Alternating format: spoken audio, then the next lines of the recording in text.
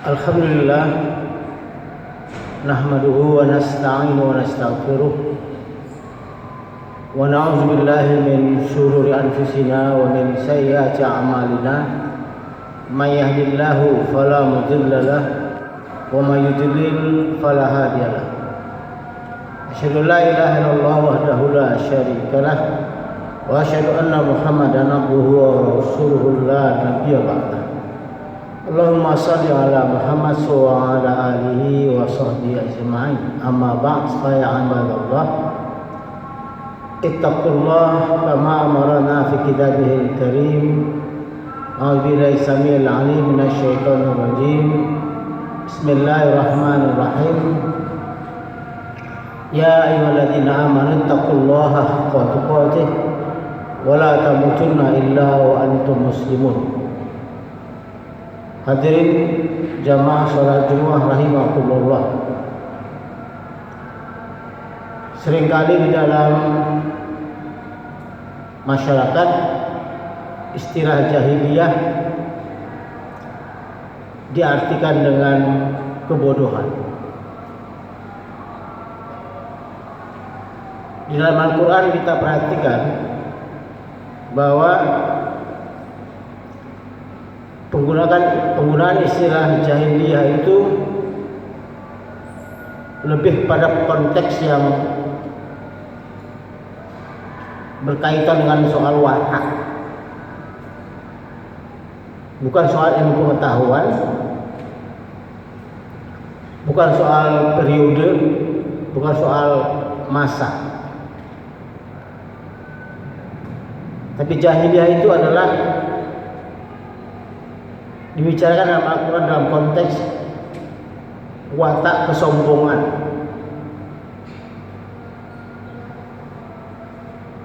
Karena itu di dalam surah Al-Fatihah ayat 26 Allah menggunakan istilah orang-orang kafir itu dengan sebutan hamiyatal jahiliyah,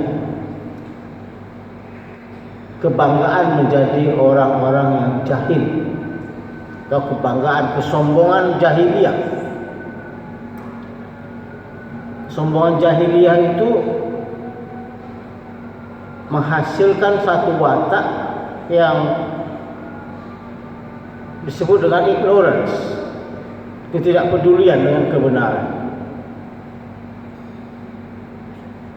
Bukan persoalan apakah mereka mengetahui atau tidak mengetahui, tetapi lebih pada persoalan mereka itu membanggakan tradisi, pandangan hidup,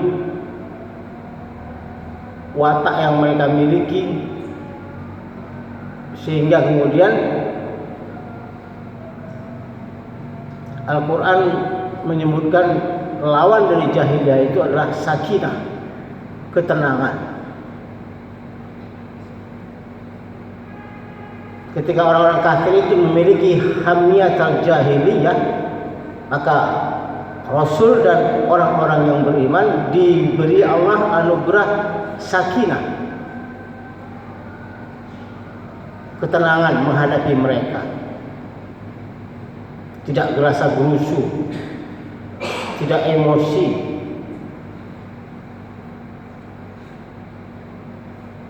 Sehingga ketika Rasulullah menghadapi mereka penuh dengan ketenangan, sehingga mereka kehilangan akal menghadapi Rasul. Dan kesimpulannya adalah Nabi harus dibunuh. Itu kesimpulan akhir dari watak jahiliyah itu. Karena mereka tidak bisa menang debat, tidak bisa menang argumentasi, tidak bisa menang dalil, maka mereka menggunakan kekerasan sebagai solusinya.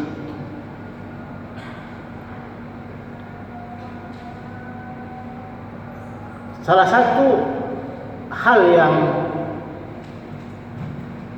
sangat penting untuk kita perhatikan, kenapa jahiliyah itu menjadi watak yang sangat permanen. Dia melampaui zaman, melampaui tempat. Jadi keliru kalau orang mengatakan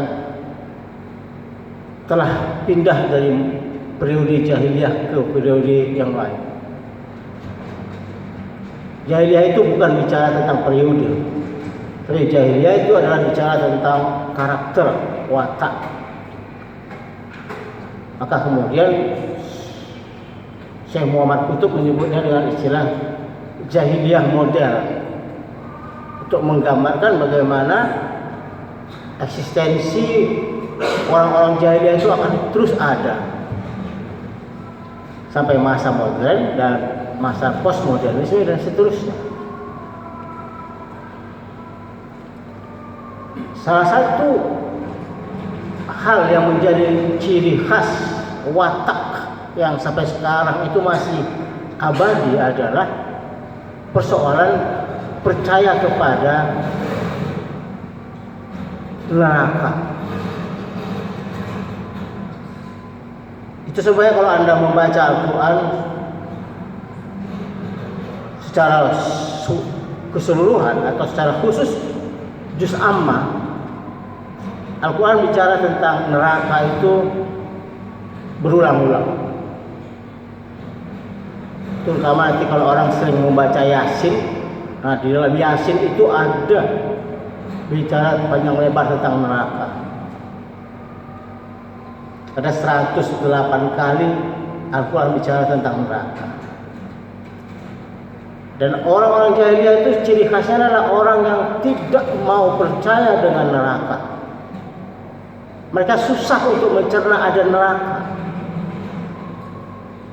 Untuk melawannya mereka melecehkan tentang neraka itu.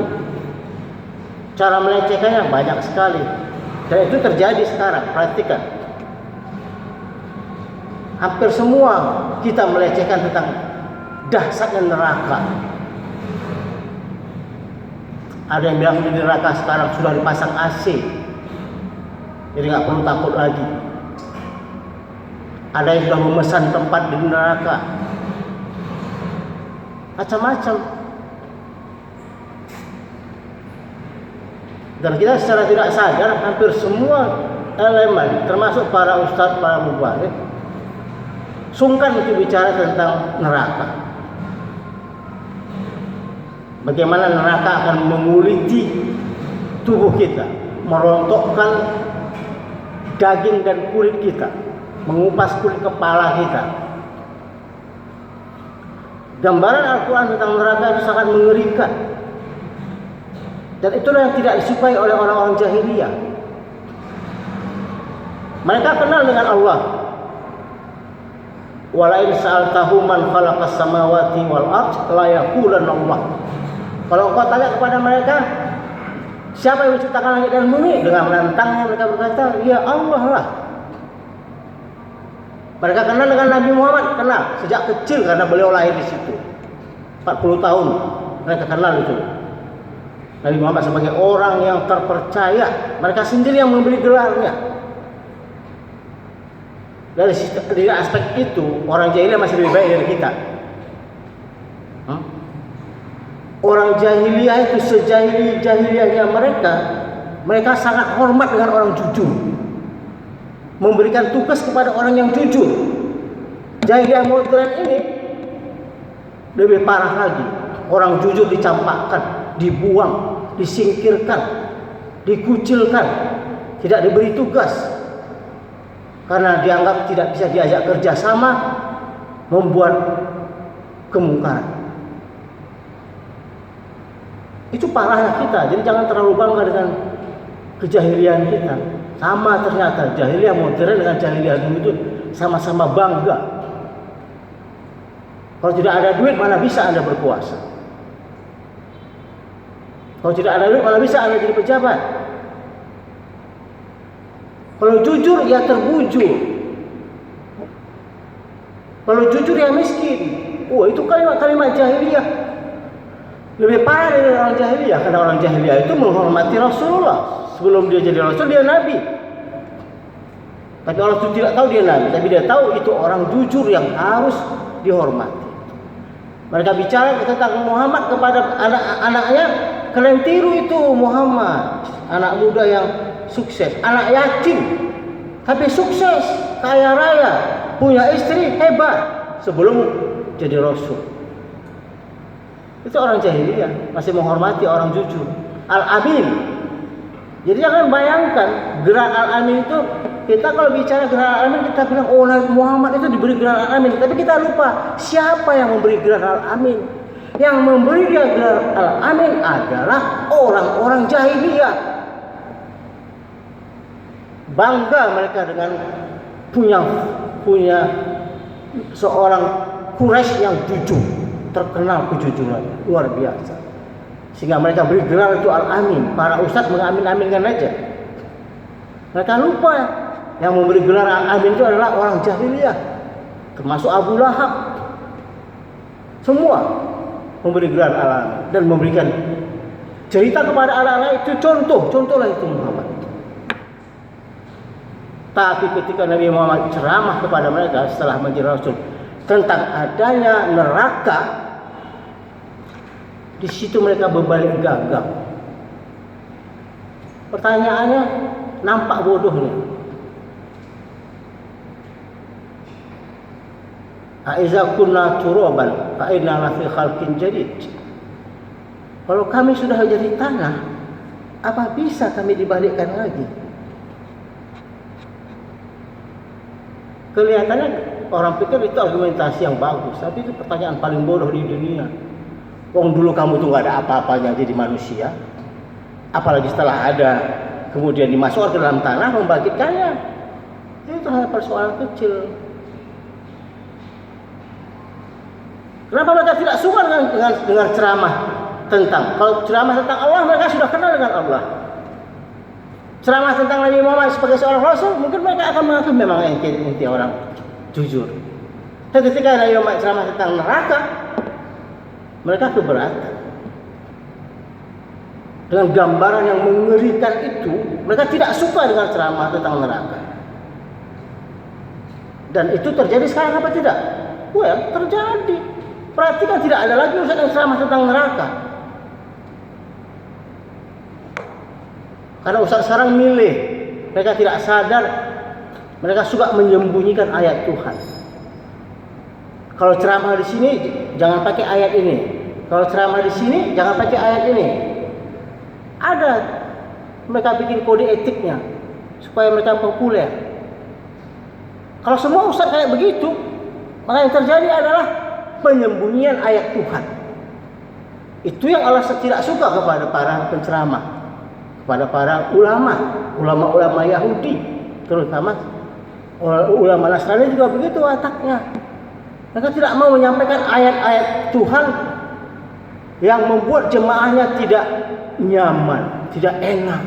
Jadi disembunyikanlah itu. Coba Anda bayangkan kalau semua ustaz menyembunyikan ayat-ayat Allah, yang terjadi apa? Hampir semua ceramah tentang Islam itu bicara tentang syukur, sabar, tawakal. Itu aja temanya, muter-muter. Jangan bicara korupsi kalau ceramah di gedung pemerintahan. Jangan bicara poligami di depan ibu-ibu. Semua jangan. Akhirnya nggak ada lagi agama ini. Cukup zikir-zikir aja. Baca ini baca itu, Anda nanti masuk surga. Mabuk surga semua orang-orang Islam. Nggak ada. Kelakuan nggak berubah. Korupsi ya tetap aja. Maling, mencuri, markup. Nggak ada takutnya lagi orang Islam itu. Karena di tangan para ulama, para penceramah, surga itu bisa dingin.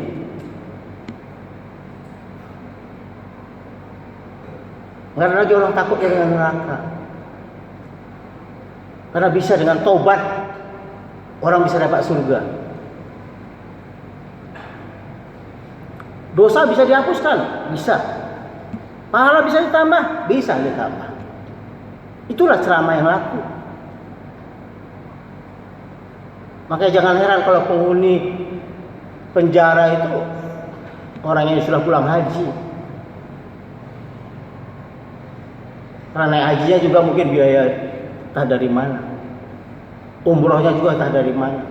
Ada ustadznya yang menghibur, ada ustadz yang menjanjikan penghapusan dosa, ada.